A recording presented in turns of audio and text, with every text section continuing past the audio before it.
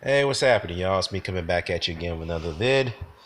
First, I want to give a shout out to one of my subscribers, Mr. Classic Musical. It's not Classic Musical. My bad. I butchered your username, brother. It's Mr. Classic Metal. He's been a long time subscriber of mine, and he kind of reminded me. He said, "Hey, man, we kind of miss you, man. You haven't been making a lot of videos as of late." Well. I haven't made a lot of videos as of late due to the fact that I do have a very, very busy schedule outside of the YTBC or the LDBC by that matter. Shout out to the cats over there. Um, so you know, life is good. Been busy, getting keeping active at what I do on outside of the LDBC and the YTBC, and now that I've been able to clear my schedule, I will devote a little bit more time now to making my videos. But don't worry, I haven't missed anything. I've been able to catch up. As you guys have seen, I was able to make some post-fight videos on some high-profile fights over the last couple weeks. But as far as as far as making videos on the news and updates, yeah, I haven't been proactive on that. But I promise you, I will be proactive on that. I will be keep catching. I am up to speed, so I'll be launching a series of videos over the next few days. So yeah. Now, I also want to give a shout out to to the brother Santy Walden. If you guys don't know who Santy Walden is, please go check out his channel. The brother does have a great knowledge, and he does have he does knows his stuff about boxing and to boxing beats to rhymes, which we all know is who's been around the block for a while. So great insight, very intellectual guy. Shout out to Beats over in the UK. But they inspired me to do this video, and I'm going to take a slight different approach from on this matter about Gennady Golovkin and his aura and his perception when it comes to him as a fighter. And I have to give a shout out to Hatman Strikes Back because he also made a video on this as well. It seems like there's been a big uproar in the aftermath of the Golovkin Danny Jacobs fight, where many people, including myself, believe that Golovkin got a gift decision over Danny Jacobs. We all felt that he won the fight. Some believed it was a close fight. I didn't believe it was that close. And the reason why I say that, because at the end of the fight, based off what I've seen, other than the combination punches and the inside biting that Danny Jacobs was able to get the best of Golovkin at, although Golovkin was successful in scoring a knockdown in the fourth round against Jacobs, even though that shot was more of an off-balance shot, and Jacobs wasn't remotely hurt. He didn't show no signs of being hurt from that knockdown or from Golovkin's shots. So, he kept, exchanging with him, was pleased at doing that whatsoever, and got the best of him after the fourth round. So, but anyhow, Golovkin, at the end of the fight, his body language before the decisions indicated that he didn't believe he won the fight, and neither did his trainer, Abel Sanchez. And the reason why I say that is because Abel Sanchez was even imploring Golovkin in between rounds, in the later rounds of the fight. It's like he even implored him and begged him to be more assertive, be more urgent, because he felt that he was not being urgent enough to win the fight. Going into the 12th round, he was pretty much yelling at Golovkin to be more urgent. You got to be active. So they didn't believe they won the fight until the decision was, announced. Of course, they're going to say, yeah, we won the fight. We won the fight. It was the correct decision. Of course, they're going to say that. But other than that, they believe they didn't win the fight based off the body language before the announcement was made by the PA. So let's be honest here, okay? Now the talk has been going around about Golovkin being exposed, and a lot of Golovkin diehards and I won't say diehards, and the fringe, the nutcases, the crazies, they're having an uproar about the word exposed because they don't like the fact that, well, the reason why like myself, I want to use the word exposed because it is a bit of a strong word in a way. Let's just say that Golovkin is technically flawed. Like I've said in many previous fights, that Golovkin has been technically flawed in some degree when it comes to his defense and his footwork, because Golovkin is very stationary. He does not move his head a lot. And he does not have upper lateral movement, and he has slow reflexes. I pointed that out in many fights, up to the point that before he fought his previous two high-pro fights and killed Brooke and Danny Jacobs. Okay. He's very vulnerable to, to clean headshots, okay? Because why I'd say that, because Golovkin relies too much on his pressure style. He relies too much on his chin to get him through fights. And to me, that is not a good sign, because if you don't, if you have a lack of regard for defense and head movement, even though I'll be fair. Golovkin did show a bit of head movement in the fight against Danny Jacobs. I did see that. However, his reflexes are slow. But of course, that's his natural ability. He has slow reflexes. That's pretty much nothing he can really do about that. All right. But if he continues to rely so much on his chin, not show no head movement whatsoever, he's going to suffer dementia. I'll tell you that right now, particularly at his age that he's at this point. Okay? When I point out very specific flaws like that, people like me, Beats, or the Boxing Librarian, or 78, whoever, we get called haters. We get trashed. Okay? This is very, very constructive criticism of the guy's style. But the Golovkin crazies go out. They believe that this guy is a perfect package of a fighter. He can't do no wrong. I just don't understand it. It's, for example, when people go out and say that, oh, Golovkin made easy work of Kell Brook. Well, let me, let me bring you down to earth a little bit and face reality. And please face reality and be impartial here. Yes, Gennady Golovkin won the fight. Yes, he won the fight. He was swearing down Kell Brook. I'll acknowledge that. But you have to acknowledge that Gennady Golovkin had a very tough fight while it lasted against Kell Brook. He was getting hit all over the place. He was getting countered to death. He wasn't moving his head to save his life. He was eaten up by uppercuts, the same uppercuts that Danny Jacobs was hitting him with. So how can you say that he made easy work of Kell Brook when he got through a very tough guy against a blown up welterweight who's able to bust up his face? Mangle it, and the fact that he mangled it so badly that Golovkin's face took him 3 weeks to heal that face. Okay? So you can't say that he made easy work of a fighter when he himself got out of that fight, in a very tough fashion, okay, while it lasted. The same for the Jacobs fight. Okay? Now that the fact that they got a controversial decision over Jacobs, and he only pulled in about 130 to 150 pay-per-view buys, he's lost his bargaining power against Canelo Alvarez. Okay? Now Canelo can dictate the terms even more further after that performance, even after the pay-per-view buy rate performance by Golovkin. So that's the reality of it. And now I'm hearing Abel Sanchez, his trainer, talking about, well, if we can't get the Canelo fight, we're going to move up to 168. Okay. I mean, that's a bit of a surprising move. I mean, wouldn't you want the Billy Joe Saunders fight to unify, to become undisputed? Well, I mean, if that's what he wants to do, that's what he wants to do. He is moving up, but other than that, you have to keep one thing in mind, that the Bernard Hopkins record will be remaining intact once he does that. But if he is moving up, that's an indication that he's having trouble making 160 at this point. That's probably what it is. I mean, it could be something else. Maybe he is deciding that he needs to look for more challenges. He's trying to find bigger fights. Perhaps that's what it is. It could be. I don't know. But it is kind of surprising given the fact that Abel Sanchez and his crew have been adamant about the fact that Golovkin needs to stay at 160 to unify and clean out the division. But moving up, and not taking the Saunders fight, not taking the Charlo fight, and not taking, perhaps the Arizlandi Lara fight would be, would negate that attempt by Golovkin to clean out the division. But needless to say, though, it's very questionable, because now Andre Ward has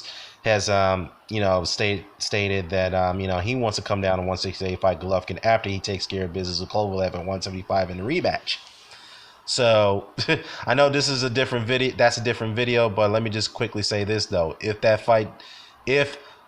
Golovkin decides to make a full run at full move to 168, I guarantee you that Abel Sanchez and his crew or Ron K2 will do everything they can to get out of that Andre Ward fight like they did the last time by pulling that catchweight offer bullshit. They will do everything they can because they do not want that fight. Guarantee they don't want it. Okay, because they know stylistically Andre Ward is 2 levels above Golovkin. I'm sorry. That is a wrong stylistic matchup for Golovkin. Him and his team know it, and they will do as far as they can to get away from that fight, just like they got away from Arizlan Lar, just how they got away from James DeGale, which, by the way, he is at 168 because James DeGale came out and said that he was willing to go down and fight Golovkin and is willing to go up to fight Andre Ward. So, I mean, that's another video. I'm getting sidetracked here. But the fact is that Golovkin is not the monster as you guys portrayed him out to be. And people finally see that, okay? And another thing is that this whole, weight thing with Jacobs about him coming in, rehydrating over 20, over 20 pounds, 180 plus pounds, whatnot. Okay, here's what I don't understand. Yes, I'm not giving Jacobs any slack for skipping the IBF morning day weigh-in. I get that. But weren't you guys the one going out there propagating Golovkin as this monster that he can even knock out light heavyweights, cruiserweights, and super middleweights? Why are you complaining about Jacobs being a weight bully where you guys were propagating Golovkin fighting guys who are way bigger than him, like the cruiserweights? In fact, somebody even went out and said that Golovkin could knock out a damn heavyweight in Chris Ariella or Deontay Wilder. So I don't understand this whole weight bully argument about Jacobs. In fact, that Golovkin himself has fought a load of 154 guys in his middleweight run, and he fought a blown up welterweight Kell Brook and forced him to come up at from 147 up to 160. And Golovkin himself has been forever trying to chase fights with Manny Pacquiao and Floyd Mayweather, little guys. A guy started his career at flyweight, another guy who's a super featherweight. So I don't understand this weight bully argument against Jacobs and Jacobs. So, I mean, it's just totally irrelevant to bring this up, to even suggest that Danny Jacobs is being a weight bully. Again, I'm not giving him any, benefit of the doubt for him missing the IBF morning day weigh-in. But what I'm saying is that you can't have a double standard of calling somebody a weight bully where Golovkin himself has been a weight bully for some part of his career. That is the hard, honest truth. Okay? Now, another thing I want to point out is the fact that the scoring, the judges' decisions about scoring about close fights. Some guys had inboxed me and saying that how could you say that well, no, actually, you know what, I'm getting sidetracked about the judges. It's more about how American fighters are getting more benefit of the doubts than non-American fighters when it comes to close decisions. Well, really? Well, this guy, I mean, because he's pertaining to the fact that Andre Ward got a gift decision over Sergey Kovalev. Then you got this Golovkin and Danny Jacobs situation. Yeah, Golovkin got the decision over Danny Jacobs, but he was just trying to point out the fact that American fighters have got more gift decisions, have the lowest standard compared to foreign fighters when it comes to close fights. Well, I don't understand that logic because first of all, this guy's never heard of Spanaki. Okay, now Spanaki retired undefeated. He holds the record for most successful title defenses at between super middleweight and middleweight. Okay, Spanaki in his career has all his fights, pretty much majority of all of his fights. I say 90% of his fights were done in Germany. Okay. During that time, he's got gift decisions over Charles Brewer twice. He got a gift decision over Robin Reed and so forth. Okay? So this is a foreigner who was getting gift decisions over American fighters and UK fighters. All right? And what about Vladimir Klitschko? Okay? Vladimir Klitschko got knocked down 3 times against Samuel Peter in their first fight. He got knocked down 3 times and still got the decision. Yes, he was the champion. But these people, always running around talking about if you score a knockdown in a close fight, you should get the win. Well, how come Vladimir Klitschko still got the win? He got knocked down 3 times by Peter, who was the challenger. So I don't understand, where is a rule book that says the champion should always get the benefit of the doubt, and where in a rule book that says that the American fighters have the lowest standard when it comes to close and controversial fights? I don't understand that. It goes all over the place. Manny Pacquiao's gotten gift decisions over the Mexican American fighters like Juan Manuel Marquez, for example. Well, actually, he's Mexican, but he's American citizen. Well, I'm just saying, you guys, your logic is just way off. Okay. Now, Another thing I want to address is this. I saw a video by yeah, I'm going to mention his name, Shady Slim. Okay, Shady Slim put out a video talking about Golovkin is the greatest middleweight of all time, the greatest fighter of all time. Honestly, I don't think he believes that because the way he presented in this video, the way he did it, I think it was to troll people and just to gain viewers and subscribers, to be honest with you. That's just my take on it. But if he did mean that, then he should put it up for debate because every time these Golovkin the psychotic fanboys say Golovkin is the greatest middleweight of all time or he's the greatest fighter of all time, while they crap on legends who put in way more work than Golovkin, they don't want to put it up for debate. They back off right away because I've asked them to put up for debates in the Hangouts. The librarian has done it, and we all get turned down. Now, if Shady Slim is really serious about that, then maybe, again, you should put it up for debate, brother. Because if you really believe that, then you're saying that he's greater than Joe Kazaki, the man who's pictured on the left right here. So, this is my invitation to you, brother. So I'll wait for your response on that. So if you accept my offer, come to my Hangout. We'll have an open discussion on Gennady Golovkin. All right? So that's my word. Anyways, I'm moving on to this pound for pound stuff right now. Andre Ward recently got named pound for pound #1 by Trans Boxing. What was it? The TBB, which is the Trans. What is it? What's that rating system? I keep butchering it. I don't know why. What is it?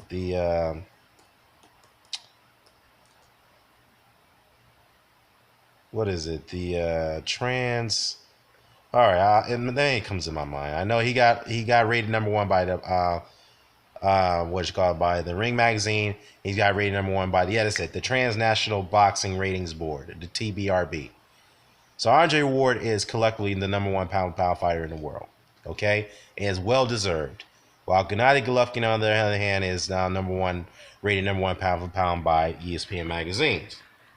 All right, now apparently the Golovkin faction, they're going off the ESPN, the ESPN rankings. They're saying that should supersede the Ring Magazine and the Trans Boxing Rankings Board. Okay, now pound for pound rankings, I understand, is very subjective. I get that, but let's be honest here. Gennady Golovkin does not have Miguel Kessler. He does not have Chad Dawson. He does not have Carl Froch, okay? He does not have Sergey Kovalev. And he certainly does not have, what's the other fighter that Andre Ward has? Arthur Abraham, okay? So where on Golovkin's resume that shows that he has any fighters on his resume on those calibers? He doesn't, okay? He got Kell Brook and he's got Danny Jacobs. Those two fighters are nowhere on the caliber of the fighters that Andre Ward has fought. None. Okay? Now, 5 out of those 6 guys that he fought, Andre Ward dominated those fights with the exception of Sergey Kovalev. Okay? And Ward moved up in weight to challenge himself. Golovkin hasn't done it. Golovkin has only won 1 title in the ring, and Andre Ward's won all his titles in the ring in a fight. Golovkin was gifted 2 belts. So those factors right there does not warrant Gennady Golovkin to be rated higher than Andre Ward. Period. Okay. Now this all comes from the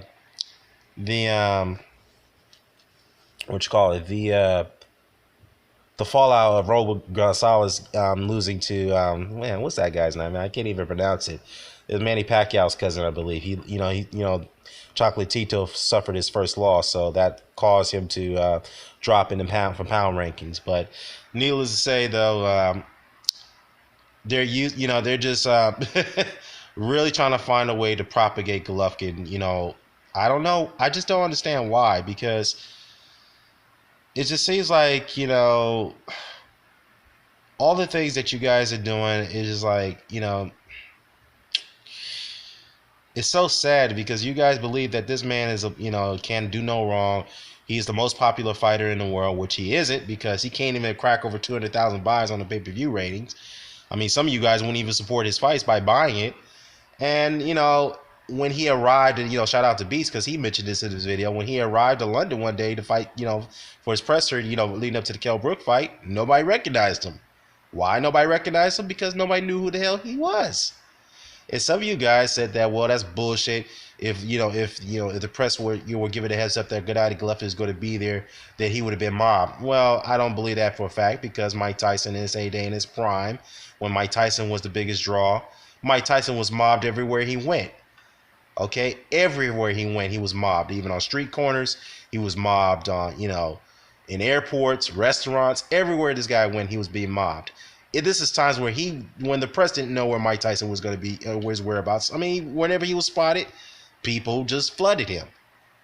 That's how it was with Mike Tyson. Mike Tyson just was a very popular and dominant figure, just like Muhammad Ali. Everywhere he went, he was being mobbed. Okay, I can recall a story when I first had an encounter with Muhammad Ali in 2001. Okay, when he arrived at the terminal the terminal I worked at. Okay, it was nothing but a mob of people who were lining up to get this man's autograph, and he was sitting in the in the waiting, in the gate section of the terminal, before he was boarding his flight. I mean, it was unbelievable that the attention he was getting. It was unbelievable. It was like hundreds and hundreds of people were lining up to get his autograph before he boarded his flight. And he was a kind man. He was kind to sign people's autographs. He was kind to sign my autograph. I shook his hand, and he was. I mean, it was a surreal experience to even meet him face to face. But well, I know this is a long, drawn-out video, but the problem is, guys, is that your fighter is not what he is. He's not the killer that he is. He can be beat. We've seen that in 2 previous fights already. Even though he performed a little better than he did against, well, actually, he performed better against Kell Brook, even though he was getting banged up in that fight. He was making a lot of technical mistakes.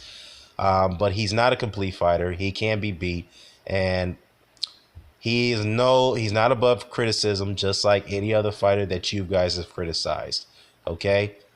So, and one thing I want to point out too, I have to say, is that I was a Gennady Golovkin fan. I will not deny that. I've defended him against other crazies who attacked him, who I felt was unjust. Okay? But when you guys decided to put him above a pedestal against the likes of Marvin Hagler or the Carlos Monzones or the Harry Grebs or the the Henry Armstrongs, you name it, or even the Ezra Charles, I said to you guys, like, whoa, you guys need to pump your brakes, step back for a second. Golovkin is still in the early stage of his career. You got to give him time before, we got to give him time. Let him get to the fights. Let him get the fights that he should get. And once he gets into those prime caliber fights, then we could judge from there where he should be ranked with these guys. But no, you crap all over them.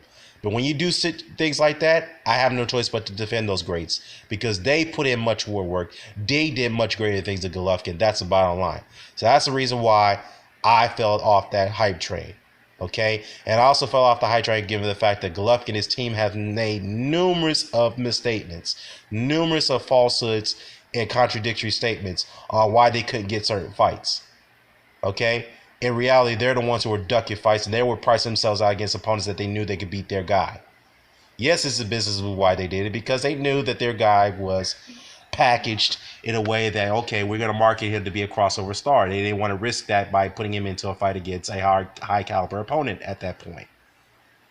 But now we see that the way they packaged him and the way they presented him, it seems not to be working, because it's sad, because everywhere Gennady Golovkin goes, nobody recognizes him. He's not a crossover star. He doesn't have the charisma. That's the bottom line. He doesn't have charisma. Hell, Oscar De La Hoya is not a guy who trash talks a lot, but he definitely had charisma. Same thing with Rocky Marciano. Shout out to Beats. He made a good point about that. Sugar Ray Leonard. Yeah, Sugar Ray Leonard was a bit of a trash talker, but he was not a guy who was going to go out and do crazy things to get attention like Floyd Mayweather did. All right? Mike Tyson didn't really have trash talk. He was just a fearful guy, period. But he had some charisma, period. Okay? And that's the one thing Golovkin lacked. Maybe if he had some charisma, maybe he would have been more of an appeal. But apparently he didn't. He doesn't have that. All right? So I just think that you guys You guys did more damage to Golovkin's appeal to his image than he did his team, to be honest with you. Yes, I will go out and say that. You did him no favors by putting him in a situation where he's subject to ridicule against other great fighters, which he didn't really deserve. But you guys brought that on him, not us. Not me, not the librarian, or not Beats, or anyone else. So, my message to you guys is come down to earth, face reality, accept the facts for what they are about your fighter. Bottom line. All right, that's all I have to say. I'm out. Oh, before I go, I forgot to mention. There's one thing about the exposure argument. All right, I forgot to tap in on that. Um, Someone had suggested that, well, if Gennady Golovkin is exposed, then how come Andre Ward is not exposed when he got knocked out against Sergey Kovalev? Well, let me tap in on that for a second, okay? First things first, Andre Ward got knocked down against Darnell Boone, a French, journeyman, who also knocked out Donna Stevenson. He's the reason why Donna Stevenson has his first loss, only loss in his career, and he knocked down Sergey Kovalev in their first fight, knocked him down so many times, and knocked him all over the ring in Georgia. But anyhow, and of course he got knocked out, and Andre Ward recently got knocked out against Sergey Kovalev. But here's a difference why most would say that Andre Ward has not been exposed to Gennady Golovkin, although Golovkin has never been knocked down. Here's the difference. The difference is when Andre Ward got knocked out against both Darnell Boone and Sergey Kovalev, he was caught with a very good shot, okay? This is boxing. You're going to get caught with good shots, okay? You're going to fight guys who are heavy-handed who can put you down in one shot. But when Ward went down in one shot against both Boone and Kovalev, he was hurting both of those fights. Okay, when he got up, he finished the rounds against those guys. He held on to survival mode, so that way he could gather his senses, I should say. Okay, but when he got knocked down against those guys, he adjusted to where he didn't give those guys any confidence to where they felt that they could finish the job against him. He adjusted by neutralizing their offense and frustrated them, okay? So this is the reason why Andre Ward has not been classified as a fighter has been exposed, because when you get him in trouble, he will find a way to adjust so that way he takes you away from your fight strategy and you do not take him away from his game plan of how he wants to fight you and how he wants to neutralize your offense or even your defense. That's how he does it. Opposed to Gennady Golovkin. Gennady Golovkin is a guy who's a come forward pressure fighter who has no regard for defense, who shows sometimes most cases the lack of respect for some of his opponents in the ring, particularly against Kell Brook, a blown up welterweight where he was getting clipped with so many shots and has no regard for defense. Okay? This is the reason why Golovkin is very flawed technically, because he just gets hit all the time, opposed to Andre Ward, who doesn't always get hit. So there's a difference right there. So I wanted to go ahead and address that. So other than that, I'm out. Peace.